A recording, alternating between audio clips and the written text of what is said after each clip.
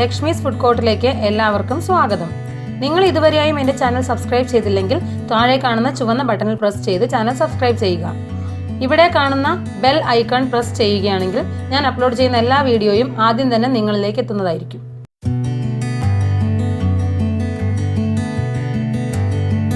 Hello, നമസ്കാരം. ഞാൻ Lakshmi Vimal from Lakshmi's food court. ഞാൻ ഇന്നൊരു സിമ്പിൾ ബ്രേക്ക്ഫാസ്റ്റുമായിട്ടാണ് വന്നിരിക്കുന്നത്. മുട്ടപ്പത്തിരി, ഓട്ടട, അങ്ങനെ പറഞ്ഞിട്ടൊക്കെ പല സ്ഥലത്ത് പല പേരിൽ അറിയപ്പെടുന്നൊരു സംഭവമാണ്. എന്താണെങ്കിലും ഒരു റൈസ് ഫ്ലോറിൻ്റെ റെസിപ്പിയാണ്. വളരെ പെട്ടെന്ന് ഉണ്ടാക്കാൻ പറ്റുന്നതാണ്. തലേദിവസത്തേക്ക് അരി കുതിർത്തി വയ്ക്കുകയോ അങ്ങനെയുള്ള ഒരു പരിപാടിയും ചെയ്യേണ്ട. ഇൻസ്റ്റൻ്റായിട്ട് നമുക്ക് ചെയ്യാൻ പറ്റും. അതിൻ്റെ റെസിപ്പി എങ്ങനെയാണെന്ന് നമുക്ക് നോക്കാം. എല്ലാവരും ട്രൈ ചെയ്തിട്ട് അഭിപ്രായം എനിക്ക് കമൻറ്റ് ചെയ്യണം. എൻ്റെ ചാനൽ സബ്സ്ക്രൈബ് ചെയ്യാൻ മറക്കരുത്. അതുപോലെ ഈ വീഡിയോ ലൈക്ക് ചെയ്യാൻ മറക്കരുത്. വീഡിയോ ഷെയർ ചെയ്യണം. നിങ്ങളുടെ അഭിപ്രായങ്ങൾ എനിക്ക് കമൻറ്റ് ചെയ്യണം. ഞാൻ എല്ലാ വീഡിയോയിലും ഇത് പറയാറില്ല, പക്ഷേ ജസ്റ്റ് ഓർമ്മപ്പെടുത്തിയെന്ന് മാത്രം. നമുക്കപ്പോൾ മുട്ടപ്പത്തിരി അല്ലെങ്കിൽ ഓട്ടടയ്ക്ക് വേണ്ട ഇൻഗ്രീഡിയൻസ് എന്തൊക്കെയാണെന്ന് നോക്കാം. ഞാനിവിടെ ഈ ഗ്ലാസ്സിന് 2 ഗ്ലാസ് അരിപ്പൊടി എടുത്തിട്ടുണ്ട്. അതേ ഗ്ലാസ്സിൽ 1/2 ഗ്ലാസ് മൈദ എടുത്തിട്ടുണ്ട്. മൈദ ഓപ്ഷണലാണ്, സാധാരണ ചേർക്കില്ല. പക്ഷേ എൻ്റെ കയ്യിൽ സമയം കുറവായതുകൊണ്ട് ഞാൻ ഇൻസ്റ്റൻ്റായിട്ട് ചെയ്തെടുക്കുന്നതുകൊണ്ടാണ് മൈദ ചേർക്കുന്നത്.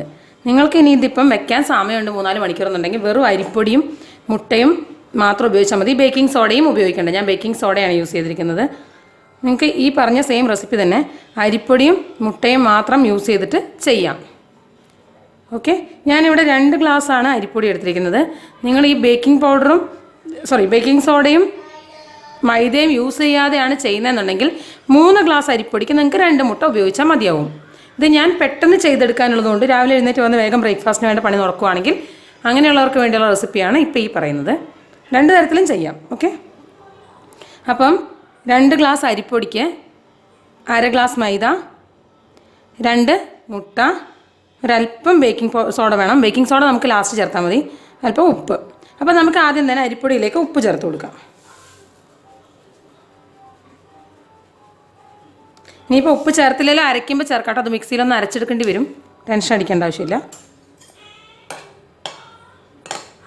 ഇത് നന്നായിട്ടൊന്ന് മിക്സ് ചെയ്ത് കൊടുക്കുക. ഇനി ഞാനിവിടെ ഈ ഗ്ലാസ്സിന് 2 ഗ്ലാസ് വെള്ളം നല്ലപോലെ തിളയ്ക്കാൻ വെച്ചിട്ടുണ്ടായിരുന്നു. ആ വെള്ളം ചേർത്ത് ഈ അരിപ്പൊടി ഒന്ന് മിക്സ് ചെയ്യുകയാണ്. ഞാനിവിടെ അരിപ്പൊടി എടുത്തിരിക്കുന്നത് നമ്മളുടെ ഡബിൾ ഹോഴ്സിൻ്റെ അപ്പം പൊടിയില്ലേ, പത്തിരി അപ്പം മിക്സ്, ആ സെയിം പൊടിയാണ്. നിങ്ങൾക്ക് ഏത് കമ്പനിയുടെ വേണമെങ്കിലും എടുക്കാം. പക്ഷേ വറുത്ത ആ ഒരു പൊടിയില്ലേ നമ്മുടെ നാട്ടിലൊക്കെ കിട്ടുന്ന അങ്ങനത്തെ പൊടി വേണം എടുക്കാൻ. ഞാൻ ഈ 2 ഗ്ലാസ് വെള്ളം മൊത്തം ഇതിലേക്ക് ചേർത്ത് കൊടുക്കുകയാണ്.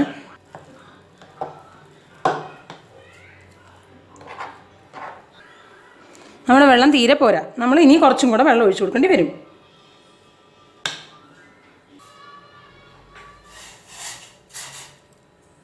ഞാൻ ഒരു ഗ്ലാസ് കൂടെ തിളച്ച വെള്ളം ചേർക്കണം. മൊത്തത്തിൽ 3 ഗ്ലാസ് തിളച്ച വെള്ളത്തിൻ്റെ ആവശ്യം വന്നിട്ടുണ്ട്. അപ്പോൾ നിങ്ങൾ അതനുസരിച്ച് വേണം വെള്ളം എടുക്കാൻ. 2 ഗ്ലാസ് വറുത്ത അരിപ്പൊടിക്ക് 3 ഗ്ലാസ്സാണ് വെള്ളം എടുത്തിരിക്കുന്നത്. അപ്പോൾ നിങ്ങളും അതനുസരിച്ച് വേണം വെള്ളം എടുക്കാനായിട്ട്. വെള്ളം തിളപ്പിക്കാൻ വെക്കുമ്പോൾ തന്നെ കുറച്ച് കൂടുതൽ വെച്ചോളൂ. പിന്നെ ഓരോരുത്തരുടെ അരിപ്പൊടി അനുസരിച്ച് വ്യത്യസ്തമായിരിക്കും ഈ അളവ്. അപ്പം നിങ്ങൾ ആ കവറിൻ്റെ ബാക്കിൽ എഴുതിയിട്ടുണ്ടാവും മിക്കവാറും റെസിപ്പിയുടെയൊക്കെ അളവിൽ നിങ്ങൾ വെള്ളം എടുത്തോളൂ.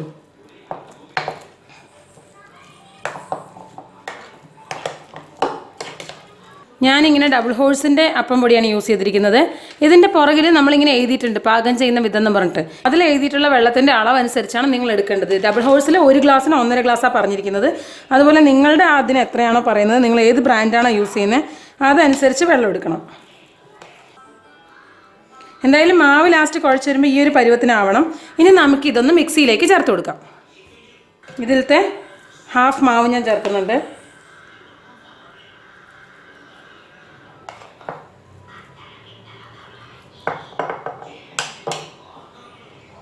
അതുപോലെ നമ്മൾ എടുത്തതിൽ കുറച്ച് മൈദയും കൂടെ ചേർത്ത് കൊടുക്കുന്നുണ്ട്. പകുതി, എല്ലാത്തിൻ്റെ ഹാഫ് ഇടുക.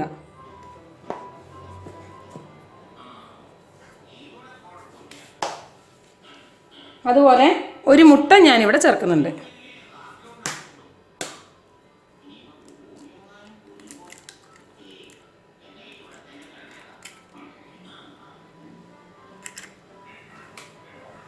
ഇതിലേക്ക് കുറച്ച് വെള്ളം കൂടെ ചേർത്ത് നമുക്ക് നന്നായിട്ടൊരു പേസ്റ്റ് പോലെ അരച്ചിട്ട് വരാം. ഈ ചേർക്കുന്ന വെള്ളം തണുത്ത വെള്ളം ചേർത്താൽ മതി കേട്ടോ, ചൂടുവെള്ളം ചേർക്കേണ്ട ആവശ്യമില്ല. നമുക്കിനി ഇത് അരച്ചിട്ട് വരാം. ആ മാവിൻ്റെ ചൂടൊന്ന് ആറുന്നവരെ വെയിറ്റ് ചെയ്യണം കേട്ടോ, അത് ഞാൻ പറയാൻ മറന്നുപോയി.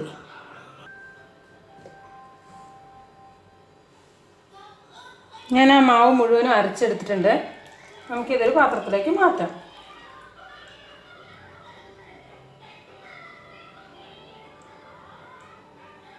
എൻ്റെ മിക്സിയുടെ ജാറിൽ മൊത്തം കൊള്ളുമായിരുന്നു, അതുകൊണ്ട് ഞാൻ മുഴുവൻ ഇട്ട് അരച്ചത്. നമ്മൾ 2 സെക്ഷനാക്കി അരച്ചെടുത്താൽ മതി. നമ്മുടെ മാവ് നല്ലപോലെ അരച്ചെടുത്തിട്ട് വന്നിട്ടുണ്ട്. നന്നായിട്ടൊന്ന് മിക്സ് ചെയ്ത് കൊടുക്കാം നമുക്ക്. ഞാനിതിൽ നിന്ന് പകുതി മാവ് മാറ്റി വയ്ക്കുകയാണ്, ഞങ്ങൾക്ക് ഇത്ര ആവശ്യമില്ല. ഞാൻ ഇനി ഇത്ര മാവിലേക്ക് ഇതുപോലത്തെ ചെറിയ ടീസ്പൂണിന്, സാധാരണ ടീസ്പൂണില്ലേ അതിന് ഒരു 1/4 ടീസ്പൂൺ ബേക്കിംഗ് സോഡയാണ് ഞാനിവിടെ ചേർത്ത് കൊടുക്കുന്നത്. നിങ്ങൾക്കിത് എടുത്തു വയ്ക്കാൻ സമയമുണ്ടെങ്കിൽ ഇതൊന്നും ചേർക്കേണ്ട ആവശ്യമില്ല. നന്നായിട്ടൊന്ന് മിക്സ് ചെയ്ത് കൊടുക്കുക. ഉപ്പിൻ്റെ അളവും പാകമാക്കി എടുക്കുക.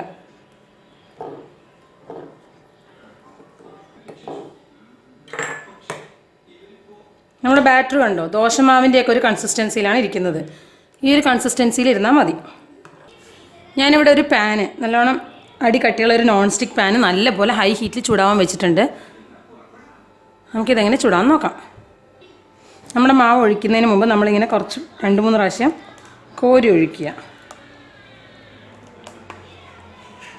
ഓരോ പ്രാവശ്യം ഒഴിക്കുമ്പോഴും നമ്മളിങ്ങനെ ചെയ്യണം.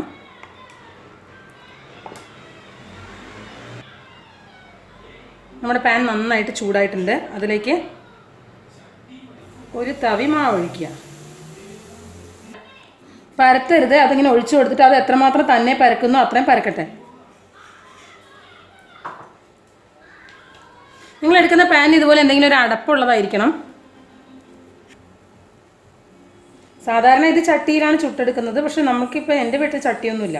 അങ്ങനെയുള്ളവർക്കും ചൂടണ്ടേ, അതിനാണ് ഇങ്ങനെ ഒരു റെസിപ്പി ഞാൻ കാണിക്കുന്നത്.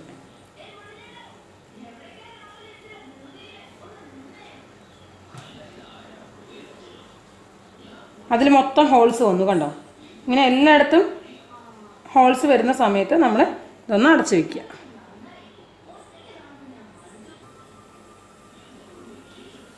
പതുക്കെ ഫ്ലെയിം ഒന്ന് കുറയ്ക്കണം അടച്ചു വെച്ച ഉടനെ തന്നെ, കാരണം അടി ഒരുപാട് കരിയാൻ പാടില്ല.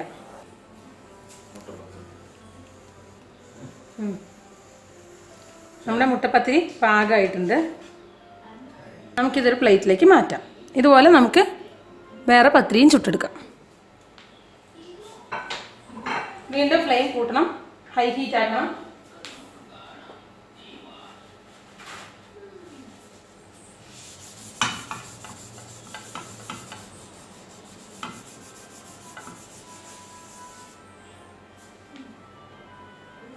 പാൻ വീണ്ടും നല്ലപോലെ ചൂടായ ശേഷം ഇതുപോലെ കോരി ഒഴിക്കുക ആദ്യം.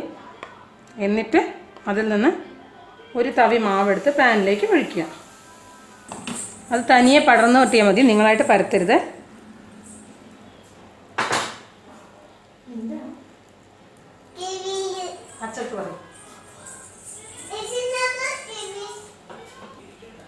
ഇതുപോലെ എല്ലായിടത്തും ഹോൾസ് വന്നു തുടങ്ങുമ്പം നമുക്കിതൊന്ന് അടച്ചു കൊടുക്കാം.